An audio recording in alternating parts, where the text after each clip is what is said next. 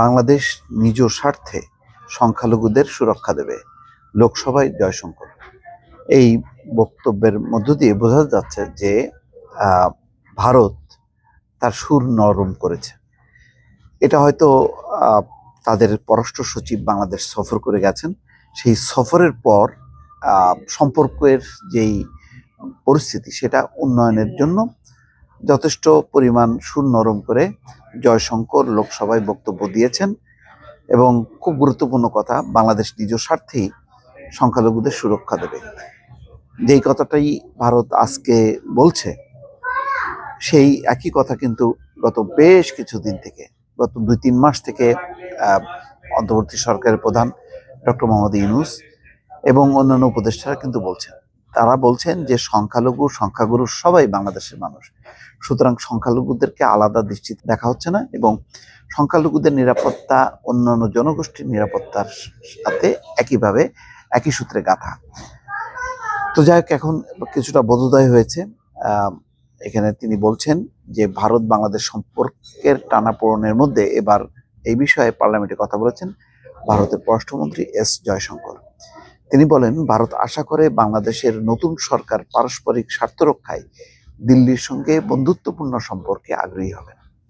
ভারতের পররাষ্ট্রমন্ত্রী বলছেন, বাংলাদেশের সংখ্যালঘুদের প্রতি আচরণ ভারতের জন্য উদ্বেগের বিষয়।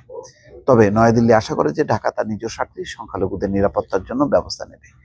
শুক্রবার লোকসভায় প্রশ্নোত্তরকালে জয়শঙ্কর এমন বক্তব্য দিয়েছেন। এটা ভালো। গত বেশ কিছুদিন থেকে যেই পরিমাণ একটি সংখ্যালঘু ইস্যু নিয়ে বিশেষ করে ভারতে যেই অবস্থা এবং তাদের ইসকনের একজন নেতা তাকে গ্রেপ্তার করা নিয়ে ভারতের যেভাবে বিভিন্ন উগ্র হিন্দু সংগঠনগুলো অনুষ্ঠান করছিল, প্রতিবাদ সমাবেশ করছিল এবং আগরতলায় বাংলাদেশ মিশনে হামলা করছিল, সেই জায়গা থেকে যদি চিন্তা করা যায় তাহলে পররাষ্ট্রমন্ত্রী এস জয়শঙ্করের এই বক্তব্যটা যথেষ্ট পরিমাণ বেশ নরম এবং সম্পর্ক উন্নয়নের ক্ষেত্রে এই একটি বেশ দৃষ্টান্তমূলক বক্তব্য বলা যায়।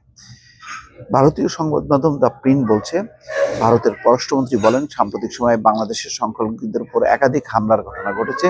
প্রতিবেশী দেশের সংখ্যালঘুদের উপর এমন আক্রমণ ভারতের জন্য উদ্বেগের। লোকসভায় তিনি বলেন, আমরা আমাদের উদ্বেগের বিষয়ে তাদের দৃষ্টি আকর্ষণ করেছি। সম্প্রতি ভারতের পররাষ্ট্র সচিব ঢাকা সফর করেন, তার বৈঠকেও এই বিষয়টি উঠে এসছে। এটা আমাদের প্রত্যাশা, বাংলাদেশ তার নিজ স্বার্থে সংখ্যালঘুদের সুরক্ষার জন্য পদক্ষেপ নেবে। যাই হোক, এটা আস্তে আস্তে পরিস্থিতিটা যত উন্নত হবে তত ভালো হবে। আর যদি সম্পর্কের এই টানাপোড়েন থাকে, পার্থক্য থাকে, তাহলে বোঝা যাবে যে এর ভেতরে অন্যরা যুক্ত হবে এবং পরিস্থিতি আরো জটিল হবে। দর্শক ভালো থাকবেন, আল্লাহ হাফেজ।